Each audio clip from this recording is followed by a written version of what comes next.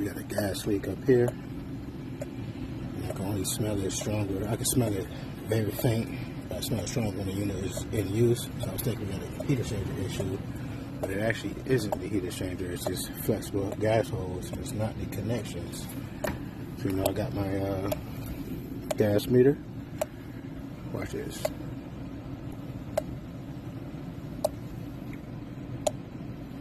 And as we come down the line to about right here.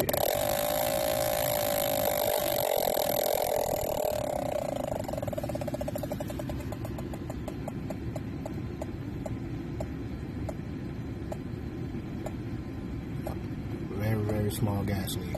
So we're gonna get a new gas flex connector in here.